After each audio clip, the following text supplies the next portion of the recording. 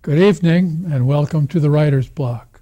I'm your host, John Ronan, and as you know now, because we are in our 27th year, I interview writers about their craft, what they're working on, what they've accomplished in the past, what they're planning for the future. It's a wider net than just writers, however, so if you have an idea for a painter or a sculptor, an actor, a musician who might be interested in the Writer's Block, look for our address at the end of the show. We'd be glad to consider any suggestions. Writers get first call, however. I want to remind you also that this is a product of Cape Ann Cable Television. You don't get this wonderful community service if you subscribe and use Dish. So don't pay attention to those ads on television. I'm very happy to say tonight we do have a writer. His name is Arthur Art Beane, who lives here in Gloucester. He is a doctor of education and taught for many years, but he also writes and composes. He was born in Boston, but grew up in Houston, and then slowly migrated back. And by 1968, he was in Manchester by the Sea, teaching at Brookwood, then later teaching at Danvers and through the 70s and in Beverly, and continued teaching while going back to school at BU to get his doctorate. He was an assistant principal at Fuller School here in Gloucester and finished his career before retiring in 2008. Welcome to the Writer's Block, Art Thank you Beane. very much, John. It's nice to be here. You have written a very humorous, interesting, and in another way almost kind of a cruel book for defending against sales calls. It's an e-book, an electronic book, and I have a hard copy I want to hold up to see, to let our audience see this wonderful book called. Well, I'll let you read, and then I'll hold this up while you talk about what's on the cover there. Okay, it reads 260 absurd, bombastic, hilarious, outrageous, phony, ridiculous, and whimsical voicemail greetings to reduce telemarketer calls. We will have the URL, the website for on the show as a super, we call it, so that people can go in and find this ebook, which does not exist in print, and read a sample and buy and download it if they like. Yeah, another option, John, is to go on to Amazon because it's a Kindle ebook. Okay. And somebody can go right to Amazon, type in the title of the book, and it'll pop right up. Type in 260, probably it's a mouthful. If you say 260, if you type in 260, maybe the rest will sometimes it does. Yeah. Now this is kind of a defense against calls. Right. We're all used to and we're all annoyed by those calls, which are constant. Even if you sign up to be off the list, you get them constantly. Tell me how this works. Okay. Well, the way the book is designed is to help people who have particularly landlines, and that may be people from 55 to 75 or 80 who still have landlines, who have to deal with telemarketer calls 3 or 4 times a day, 2 or 3 times a day. It varies with how that works. So the idea behind these voicemail greetings is to deter, if not stop, telemarketer calls. And I have, as you said, I tried the do not call mechanism that's offered on the internet. And what I learned after I did that, I've done it 2 or 3 times, is that nonprofit organizations are exempt from do not call. And I've learned too that if one sees their own number on the caller ID, that's called spoofing. And how that actually works, I don't know. Some people spoof or spook? Spoofing. And I began to ask myself, how is it possible that somebody is using our number to call our house? And it's a fairly nefarious agenda that's going on about getting personal information. So what I've done is to develop the habit, if I should answer the phone, to ask, are you a robot? So people who are not robots and are actually making telemarketer calls say, no, I actually have my computer in front of me and I'm going through numbers. I usually say, please remove our number from your list. And do they agree to do that? Yes, we will do that. Other times I call the number back, and sometimes I've gotten, I'm sorry, this number is no longer in service. I've tried that. And other times I wait, and then if you would like to be removed from our calling list, press 2. So I press 2. And it has reduced the number of calls, combined with the voicemail greetings that we have periodically. I change them. I've never heard that number option to be removed. Well, you have to, I had to listen to the whole message. And then it says, oh, and by the way, if we have called you an error and you'd like to be removed from our calling list, press 2. 2. So I know the problem well. We have both a cell and still a landline. Yeah. And so we're familiar with the problem, which continues. This is a wonderful trick. You have, well, I don't want to speak for you. Go ahead. So by design, I created 260 because there are 5 working days in a week during which most of the time telemarketer calls are made. And there are 52 weeks in the year, so there are 260 working days. So I figured, okay, switch it every day if you want to. So that's where the 260 came from. And these are paragraphs, very kind of witty with advanced vocabulary, I want to say, of recordings that you at home can put on your machine to discourage anybody from ever calling that number. That's right. That's what we would hope. Did you try this out originally and say, well, I'm going to put a recording on my phone that'll put people off? And it worked? It didn't eliminate them, but it reduced them from a high, as I was looking at the chart that I have at home, it's a graph. In August of 2014, we had 54 telemarketer calls. My book was published in July, so I had started using them, and then it went from 54 down to 37, down to 22, back up to 33, jumped all over the place. The last 5 or 6 months, it's averaged between 7 and 12. So this is a landline. That's right. And so you've almost eliminated it. They're down by 80% or so. It's been a substantial reduction, yeah. So they listen, or they listen as long as they can, and know that they can't get through. Right. That they're listening. They're all businesses. It's not a, hi, you've reached John Ronan. Please leave your name and number, and I'll call you back in 7 to 12 weeks whenever I'm available. It's not like that. These are all businesses that are fictitious, and some of the, as the title says, some messages are absurd, some are funny. Do they work because they put people off or bore them, or do they work because these callers don't want to reach a business at all? It may be a combination. I haven't asked people who have called me. When I try to call them back, either the number's no longer in service or they don't answer. So I don't know. But it works. It's effective, yeah. Right now it says, hello, you have reached, which is not in my book, hello, you have reached the Norman Avenue Nighthawks Jazz Ensemble. We're booking in October 2016. Please call us back in 4 months. I'll have to try your line sometimes to get that. Sure.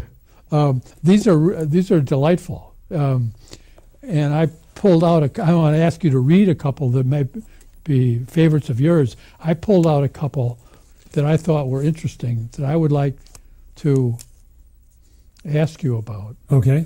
One is number 154, and it's the Panamint Range Accounting Service. I happen to know where the Panamint Range is, and it's not a really well-known range out there, Death Valley, the rolling Death Valley. How did you get that idea, and would you share this particular one with us? The idea came, John, when I hit the P's in the dictionary. I had no idea about the Panamint Range, and I just went down and said, oh, this could be interesting. Why don't I try to create something about hiking or mountain climbing, or they're in the way of traveling, and then what's in the book emerged from my thinking. So I put my imagination in high gear for all of them. Could you read that one for us? Sure.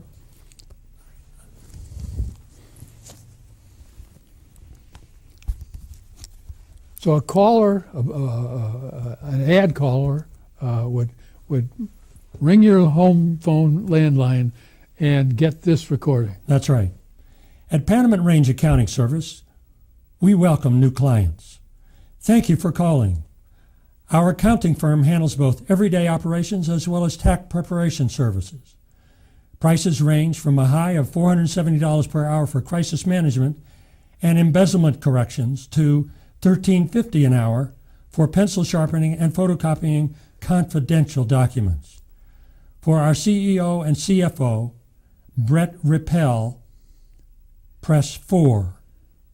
Press 5 to speak with Yellen Belay about descending to the bottom of your account troubles.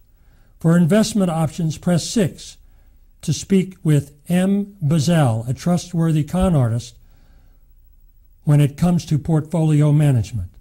Leave a message and one of us will return your call when our furlough ends. Have you ever gotten any feedback from anybody No. who happened? I wonder if some of them actually sit through the entire recording and get a laugh out of it. That I don't know. One would only hope. If you could possibly do that kind of work and stay in a good mood, I can't imagine that. Did the idea for the book start in the fall or the summer of 2014 when you logged all those August calls? The idea of the book started, as I recall, my wife Margaret, daughter, lived in Stuttgart, Germany. And I don't like traveling very much, so Margaret went away for a month and a half, from early December to mid-January. And during that time... To go home for a while? Home, her daughter lived there because her husband worked for the military. Oh, I see. So Margaret went to go see Melody. I'm sorry, I thought Margaret was originally from Stuttgart. No, not at all. She's from Utica, New York, which she wants everybody to forget. So she went away, and because I became so incensed with these telemarketer calls, and at that time they were every day, and I didn't like what was happening to me about responding to them, picking them up. Hello, who is this? I don't want you to call, because I don't want to spend my energy being upset. So I said, okay, I got to create a different way to deal with this problem. Why don't I create some new phony messages? So it emerged from that notion to, I'm going to be serious about this. So I explored ebooks. I checked with a local author, Janet Root Young, Kathleen Valentine, David Simmons, writers group, come and visit us. And I didn't have time for that at the time. So I began, I can do some of this stuff. So I'm going to start creating them. So Janet and Kathleen were just amazingly helpful. And I had a conference with David at Friendly's, and when I was close to finishing the book. So I'd written, before Margaret got home, I'd written about 150 of them. She came home second week in January, and I finished writing. By mid-April, I did editing. I went over it with Janet several times and sent it off to get published in July. Did you think maybe stopping at 150, or had you already gotten the idea of 260? And I had already gotten the idea of 60, and I was pushing myself to get to that. And because I had figured, okay, one a day for 52 weeks, but only 5 days during the week when most of these calls come in, I can do 260. So some are longer than others, as you have read. And they're all timed out in here. That's right. Some of them are, longest ones are minute 2, minute 5, minute 3, something like that. Yeah. I tried to keep them mostly around 30, 40 seconds, Yeah. which I knew would deter. I can't listen to this for 35 seconds. What is going? Because all these guys are, and women who are making these calls are on the clock. So, Yeah. Well, I never answer the phone, or occasionally if I do, and it's a live person, I'll say, "Wait a minute, you want my father?" And I just put the phone down and walk away, yeah. and then come back 5 minutes later, and they're gone, of course. But Uh-huh. it's my little bit of. But even that's not worth the trouble. You know, it occupies your awareness, your consciousness, Right. your time. Yeah. You know. It's an invasion. So you wrote through that winter. That's You right. worked on it. You finished it. I'm sorry, you said April. Yes. Then And- I did revisions, and I met with Janet and talked to Kathleen and David, and got to be mid-June. I thought I was finished, but I had to tweak it a little bit. And then, okay. Janet, who does She was my PR, writing coach. and she also is a writer herself. Yes, and that's has right. been on the show, in fact. Yeah, Some couple of years back. yeah. Yeah. And what was the process like of sending it out? It was interesting because I had to. I'm learning about how to finesse the technological culture, so I rely on my kids to give me pointers about how to do this. And the folks at Amazon were incredibly helpful at Kindle, and the format for creating an ebook and getting it published is pretty straightforward, and then I can adjust the price With Amazon. with Amazon. So That's right. this was always conceived as an ebook, Yes. and they were friendly, and they worked with you to Yes. get it in the right kind of electronic That's formats. That's and right. So yeah, that, they did. Gave me a choice about pricing. The length was up to me. The one part that they hesitated a little bit about was the color illustrations that my stepdaughter Alexandra Peliquin did. And they said, if you want color illustrations, it's going to cost this much. If you keep in black and white, it'll cost this much. So I made the choice. I've worked with Amazon a little. They take a big bite. They take a 55%, I think. Yeah. And then you have to pay everything, all the That's right. incidentals, if there's any shipping, everything. Yeah. They're But it's electronic, which people can buy, and then it's downloaded like that. mhm. So when they buy And then you it- get a monthly statement or a monthly yeah, they send me yeah, loyalty just information. into your account, Yeah. automatically in your account. Yeah. And that has worked well since It has, that was spring of 15, yes, or spring of 15. Yeah. So we're in the fall of 16, so it's been going a year and a half. yeah. And you're pleased with it. I am pleased with having written the book. Sales is another issue. Now, would other outlets have it? Barnes & Noble? That Yeah. I don't know, John. It's Kindle. I think it may be restricted because I had to sign Oh, a of course, copyright of course. document with them about publishing it with anybody else or distribution. okay, I think so- it's exclusively. So with Amazon. I gather from what you just indicated that you have not gotten wealthy on this yet. No, I have not. You expect to, however, Uh, after the show airs. I don't know. So any sale, you get 45%. It's about 35. Really? Yeah. Oh, they're even less generous with that than I thought. Because I have some DVDs sold through Amazon, Uh-huh. and they take 55. Okay. I get 45 Yeah. and pay all the postage, which is not cheap. If That's you're right. mailing material That's back and right. forth. Yeah.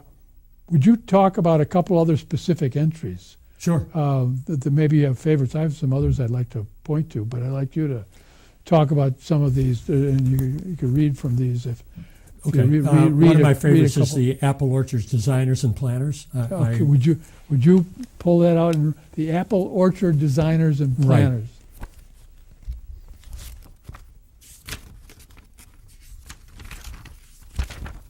Is this the only hard copy, or you have probably a couple binders at home, and it's I have given a couple to binders to cousins and friends, and if I want to make another copy, it's in my computer, so I just run it. of course they can print it if yeah. they want to. Yeah.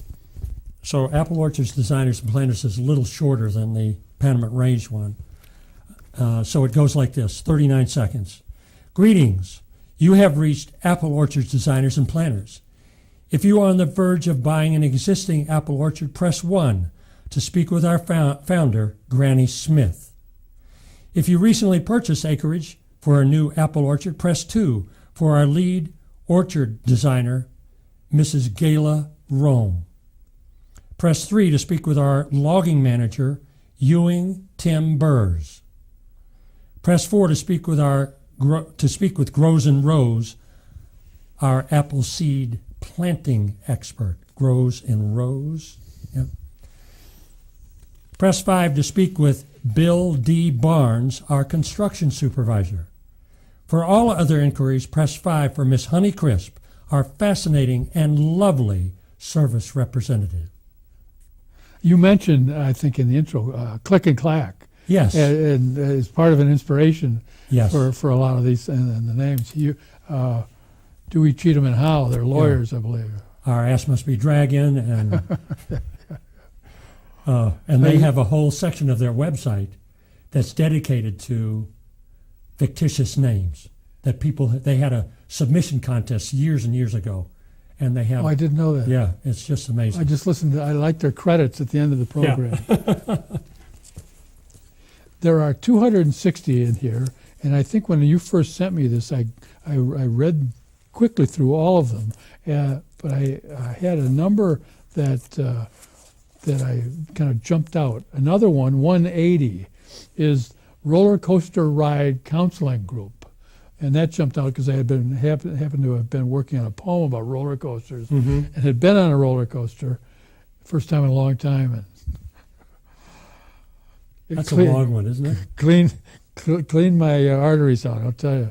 Can you tell me about the Roller Coaster Ride Counseling Group and where the inspiration for that particular response came from? Well, in my life as a special educator, in dealing with families and children, I oftentimes was dealing with family management issues, I'll put it that way.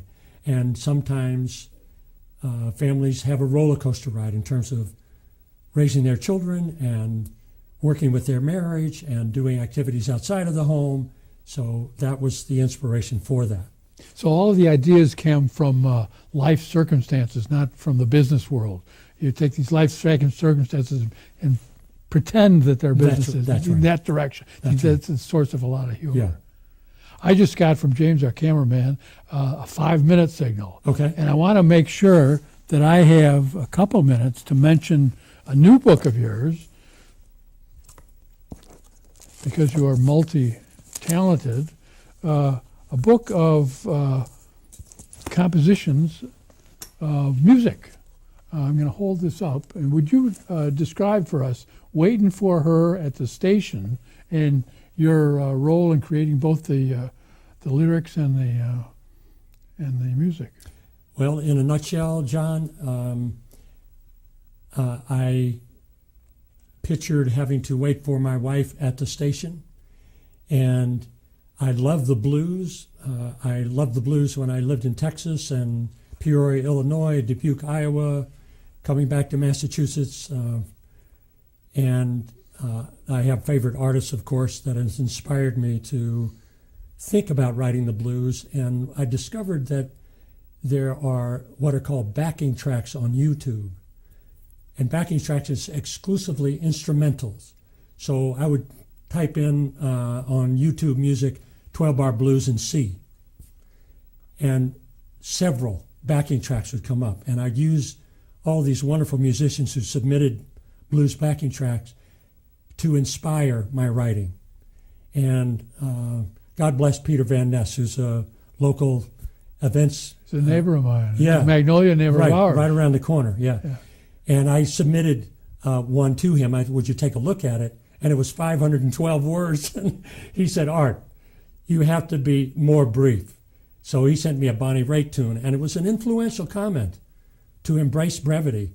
And from that point on, I trimmed all of the tunes that I'd written, about 80 or 90 at that point, so I had to go back and redo. So I've got 200 songs that probably 65 of them I've sung live and Georgetown VFW, open mic night, Studio Crep in Rockport. I've done that once. I'm going to do it again soon. Gloucester The- Brewery, Cape Ann Brewery. I love the old journalist adage. I would have made it shorter, but I didn't have time, which is true. Yeah. I want to hold up the interior, a couple of pages here. There are some good illustrations. Here is Muddy Waters, a nice black and white picture of Muddy Waters, the legendary. Can we get that? There it is. Legendary blues guitars. What are your instruments, Art? I'm learning how to play the guitar, and I love to sing. Besides some pictures in here, each page has you can describe Moving the Blues. Here are the lyrics, the score on each Well, page. actually, it's just the lyrics, John. It's not a score. What I've done in the beginning of the book is to give all musicians, trained and untrained, who buy a copy of my book, the latitude to create their own tempo, the key, the genre of music. Can be jazz, blues, it can be reggae, it can be funk, because of the pain in the neck business of copyright infringement. So the lyrics stay true, but musicians can adapt their love. There are no scales, no restrictions on it. no restrictions. What they like to do with it. And when was this conceived? That was conceived. I started writing February 2015. Can our viewers plug in? Yes, Amazon? at the station. It's on Barnes and Noble, And Amazon. It exists only in print. It is in print now, ready to buy. I just got the 1 minute signal from Okay. James, and I see that by our clock I got just a few seconds left. So, Art Beane, I want to thank you very much Thank for you, being John. with us, here with us this evening on the Writer's Block and sharing the Revenge book, the Revenge on Robocalls or Sales Calls book, and also towards the end, I was happy to work in a little bit of Waiting for Her at the Station, All right. the Thank you very music much. book with the lyrics. Thanks for being here. Okay. Thank you very much for having me. I want to thank you in Cablecast land for being with us on the Writer's Block. If you've learned something about how to handle those annoying sales calls, and you can get a hold of that ebook by Art Beane, then maybe you can do something about it in the next few days or weeks. If so, the Writer's Block has done its job. Thanks for being with us, and I hope to see you again next week on the Writer's Block. Good night.